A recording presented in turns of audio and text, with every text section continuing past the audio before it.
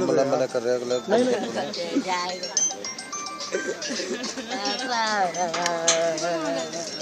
आगे मत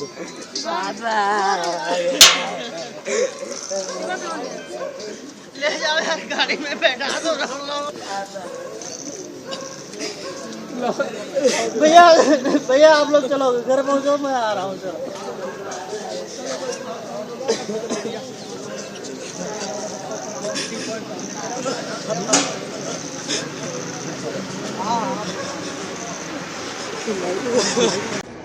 पीछे बुलाओ ना।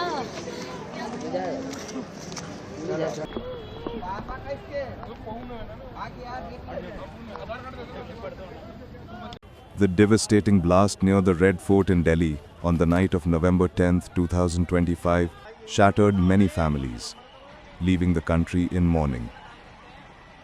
It turned the world upside down for the families who lost their loved ones.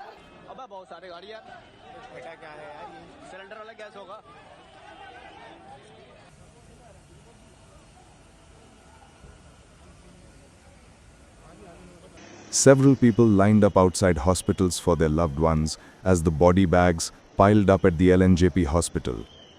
भतीजा है। क्या नाम है उनका? दिनेश कुमार मिश्रा। कहाँ पर थे वो? काम करते थे? हाँ, वही जॉब करते थे। और परिवार तो गांव में है। आपको कैसे पता चला? घर नहीं गया, फोन मिलाया, नहीं मिला। फिर उसके बाद में 11 बजे रात में किसी ने फोन उठाया, फिर बताया कि अमर ज्योति में आ जाइए, इमरजेंसी में। अब फोन किसने उठाया ये नहीं पता, किसने उठाया फोन। फिर वहाँ से यहाँ आए, पहचान करने के लिए बात हुई, तो इतने आसान से तो घुसने नहीं दिए। फिर 12 बजे रात में करीब अंदर जाने दिया पहचान करने के लिए। अब डेड बॉडी मिली है, पोस्टमार्टम बता रहे हैं कि हो रहा है। पुलिस वालों ने बीच में ही रोक दिया है कि आप आगे नहीं जा सकते हो। The fierce blast tarnished away the heavily crowded traffic zone near the Red Fort in New Delhi. The blast is suspected to be a suicide bombing with the use of a Hyundai i20, which was moving unusually slowly and is now the primary vehicle under scrutiny. मेरा नाम ज्योति राठी है। मैं mister Suresh Kumar Rathi, जो कि दिल्ली जल board में executive engineer है। He is not just any other employee, he is an officer himself who is working for Delhi Jal Board, and I am his daughter. I am myself a major and I am working in NSG as of now, posted in NSG. I got to know about this incident on Monday evening. मेरे brother के एक friend ने मुझे call करा कि मेरे पापा की कंडीशन थोड़ी सीरियस है एंड वो मुझे लेने आना चाहते थे मेरी प्लेस ऑफ पोस्टिंग पे। उसी टाइम पर मुझे बट ये लगा कि शायद तो मुझसे झूठ बोल रहे हैं, बिकॉज मेरी लोकेशन मेरे से मांगी। तो मैंने कहा why are they asking for location, I can come by my own, मेरे से खुद ही बोल दे। उसके बाद मैंने अपने घर वालों को फोन करा, जैसे भाई को, मम्मी को, कोई मेरा फोन नहीं उठा रहा था। तो उस टाइम पर मुझे फिर ज्यादा ये लगा कि शायद कुछ हो गया है, मे बी एक्सीडेंट हो गया है, या मुझे डायरेक्टली नहीं बता रहे हैं ये। तो इस तरीके से मुझे पता चला था। मैंने जब अपने भाई के फ्रेंड को बोला, उसने जब मुझे कहा कि हॉस्पिटल में एडमिट है, शालीमार बाग एडमिट है, तो मैंने कहा तू मुझे लोकेशन सेंड कर दे। तो ऑन द वे जब इसने मुझे लोकेशन भेजी, तो जब मैंने वो लोकेशन को चेक करा तो वो हॉस्पिटल की लोकेशन नहीं थी, इनफैक्ट वो हमारे ही फ्लैट की लोकेशन थी। तो मैंने कहा कि ये तो व्हाट्सएप पे पूछा कि यार ये तो हमारे फ्लैट की लोकेशन है। तो उस टाइम पे उसने कहा कि दीदी यहीं पास में ही हॉस्पिटल है, पापा को वहीं एडमिट कराया। He saw that my father was lying inside in a pool of blood. इसको लेकर पुलिस जांच कर रही है, क्या कुछ आप? मैं बस यही चाहती हूँ पुलिस से कि जिस भी इंसान ने ये किया, वो इंसान तो है ही नहीं, पहली बात। That person is a monster and he should be caught at priority because my father, he is such a noble and generous person. Shattered families grappling with fresh new realities. कल सुबह सरगंगाराम में देखने के बाद लाल किला जो मेट्रो स्टेशन है वहाँ जाके उतरे, तो उसके बाद फिर वहाँ ब्लास्ट हुआ। उसके बाद जब फोन वगैरह करे गए तो पुलिस वालों ने फोन उठाया। उसके बाद उन्होंने वहाँ बुलाया, जब मालूम पड़ा के घटना घटी। यह आतंकी घटना है, इसमें एक थोड़ी मरा है।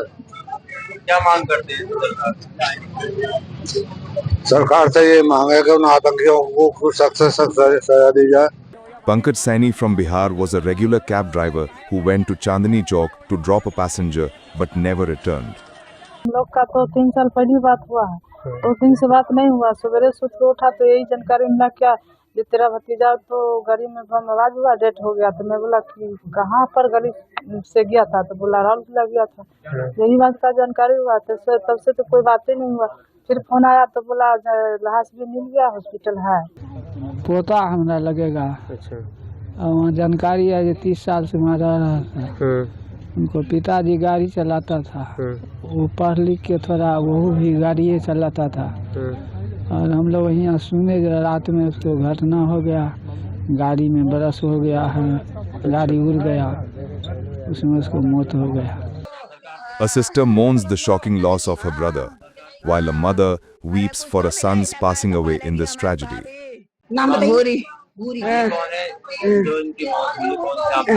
भैया अशोक, पता ना कैसा हुआ। डोला छुटा पता ना क्या दूती सा आ रहा। कितने बच्चे हैं? 3 बच्चे हैं, छोटे ही हैं। 2 लड़कियां 1 लड़का। क्या मांग करती है रात को?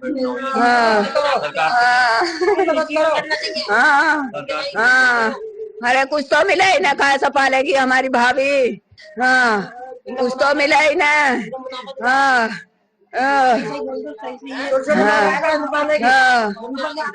3 साल का लड़का।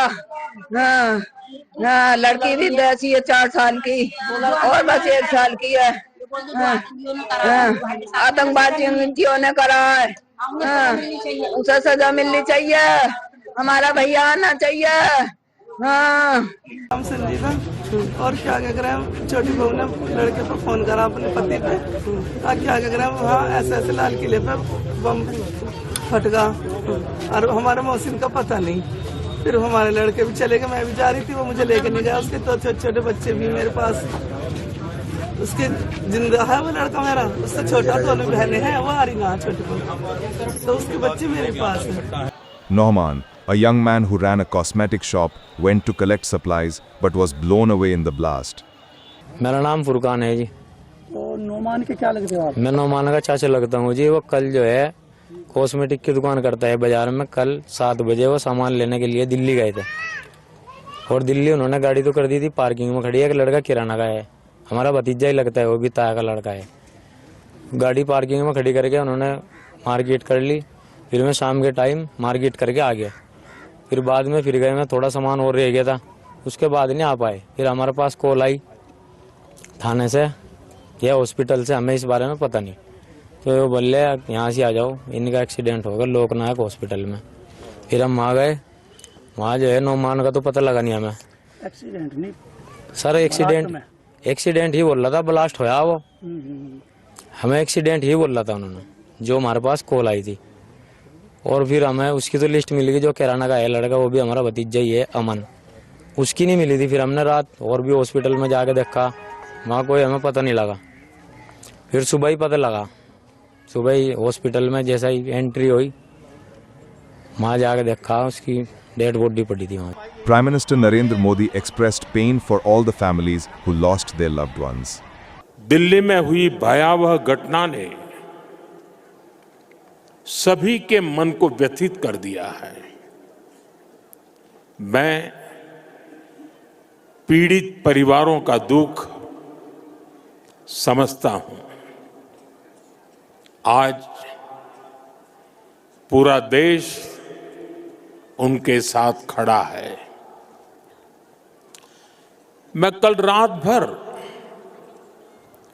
इस घटना की जांच में जुटी सभी एजेंसियों के साथ, सभी महत्वपूर्ण लोगों के साथ संपर्क में था, विचार विमर्श चलता था,